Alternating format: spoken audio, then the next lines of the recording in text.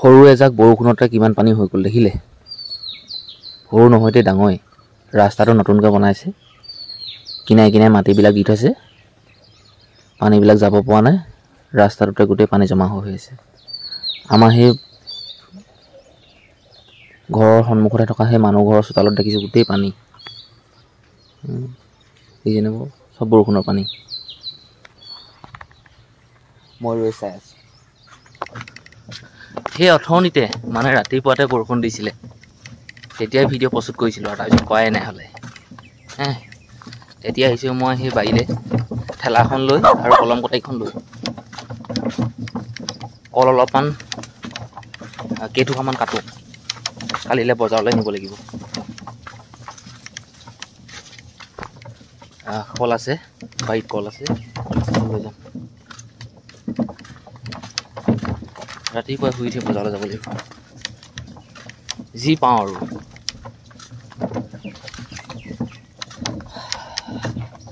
পাকঘৰত প্ৰায়খিনি বস্তু আছেই বাৰু, মই দেখিছোঁ আলুগুটিও আছে, দাইলো আছে, চেনি আছে, চাহপাত আছে, তেল আছে, প্ৰায়খিনি বস্তু আছেই।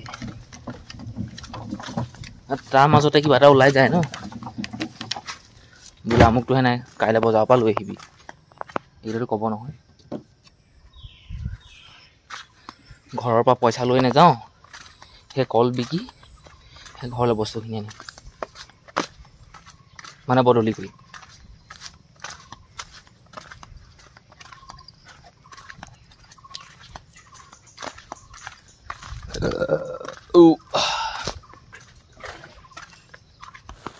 মালভোগ এক থোকা বহনি কৰিলোঁ, মানে কাটিলোঁ। এতিয়াও যথেষ্ট কল আছে বাৰু। চেনি এথোকা দুথোকামান, মালভোগ দুথোকা তিনিথোকামান, জাহাজী এথোকামান, এনেকৈ মানে মিক্স কৰি নিম। তেতিয়া মানে লতাজনো ভাল পায়। কিন্তু মালভোগ কলৰ মানে ঠাণ্ডা গৰম কথা নাই, যেতিয়া নহ'লেও লয়। জাহাজী কলো লয়, চেনি কলো লয়। চেনি কলৰ এটা ছিজন আহি যায়, একদম বহুত দাম হৈ যায়। মালভোগ কলৰটো অনবৰত দাম থাকেই। মই এতিয়া ক'তনো আছে, মালভোগ কল কেইটুকামান আছে বাৰু দেই। গছবোৰ মানে কেলৈ ভাগি ভাগি গৈছে জানো, কেঁচু সোমাই গৈছে ঠিকান নাই। ইমান ধুনীয়া ধুনীয়া চেনি কল দেখিছোঁ, বজাৰতহে বিক্ৰী কৰিবলৈ দিম। ইমান ভাল ভাল চেনি কল ঘৰত খায়ে পোৱাই নাই নি। যিকেইটুকা কল মানে ভাল হয় ন, এইকেইটুকাহে বজাৰলৈ নিওঁ। বেয়াবোৰ মানে নিনো, বেয়াবোৰহে ঘৰত খাওঁ। আৰু বেয়াবোৰ নিলে এনেকুৱা হয়, বেপাৰীয়ে ল'বলৈ ইচ্ছা নকৰে। আৰু আপোনাৰ দিবলৈও মন নাযায়। যিটুকা কল আপুনি এনেই যেনিবা পাব লাগে 100 টকা, আপোনাক 30 টকাহে দিব। আপোনাৰ নিয়া কোৱা কিন্তু নিদিলেও উপায় নাই, আপুনি ঘৰলৈও লৈ আহিব নোৱাৰে। জাহাজী কল এতিয়ালৈকে কটা নাই। মালভোগ কল 4-5 টুকামান, চেনি কল 2-3 টুকামান কাটি কৰি থৈছোঁ। বজাৰলৈ নিবলগীয়া মালভোগ কল হ'ল 5 টুকামান হ'ব, তাৰপিছত 4-5 টুকামান হ'ব, চেনি কল 2 টুকা, জাহাজী কল 1 টুকা। বাকী এতিয়া টেঙা বাৰীলৈ আহিলোঁ। ইয়াত টেঙা গছ দেখিছে নহয়, এইবোৰ গোল নেমু আছে, কাজি নেমু আছে। এতিয়া যিমান পাৰোঁ আৰু টেঙা অলপমান ছিঙো, ঘৰতে গন্তি কৰিম দিয়া। গোটেইখিনি ছিঙি কৰি মানে ৰেডি কৰোঁ, কাইলৈ বজাৰলৈ দিম। ইয়াত টেঙা মানে গোল নেমু টেঙা, ইয়াত 7 পোন আছে। আৰু নিচিঙো আৰু দেই, বহুত খোচন খাব লগা হয়। 7 পোন টেঙা ছিঙোতে পাই খাই গৈছেগৈ, অকলে অকলে ছিঙিছোঁ নহয়। এতিয়া কলবোৰ ধুনীয়াকৈ উঠাওঁ ৰ'ব। এইখিনি 2 থোকা আছে চেনি কল, আৰু আগলৈ এনেকৈ গোটেইবোৰ আছে, মই জেগাই জেগাই থৈ দিছোঁ। ঘৰৰ ওচৰত এথোকা কল কাটিবলৈ আছেই। আৰুতো সেই কাটিবলৈ আছেই। কল বান্ধিব লাগিব নহয়, কল থোৱা ঢকুৱা কাটিবলৈ আছেই, কল থোৱা কাটিবলৈ আছেই। দুহচৰীয়া অমিতা এটা লৈ লৈছোঁ খাবলৈ।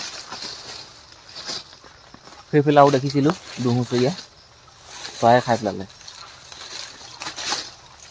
সেইটো ঘৰত খাব লাগিব। ইয়াক যদি 3 দিনমান ৰাখি দিওঁ নহয়, একদম ধুনীয়া মানে মিঠা লাগিব। মোৰ জিভাবোৰ কিবা হৈছে, মুখখন ডেকাইছে। চূণে ধপাতে তামোল একদম পূৰা দি দিছোঁ।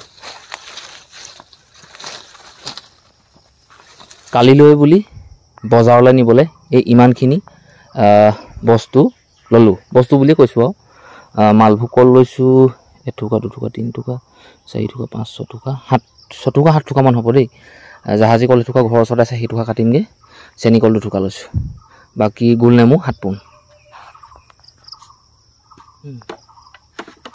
এতিয়া 2 কলত কিমান ধৰিছো কলত ইনে সাধাৰণ হিচাপে মই 1500 টকা ধৰিছো কল বিকি যদি 1500 টকা পাওঁ যদি টেঙা বিকি গোল নেমু টেঙা এই ঘৰত কথাবোৰ ক'লে মানে বজাৰত সিমানটো দাম নাপাওঁগে ইনে মানে আপোনালোকক এক্সাম্পল দিছো যদি টেঙা 7 পোনত যদি 100 টকাকৈ যদি 700 টকা পাওঁ হয়নে এই কল বিকি যদি 1500 টকা পাওঁ 2000 টকা পাই গ'লে আৰু কি লাগিছে আৰু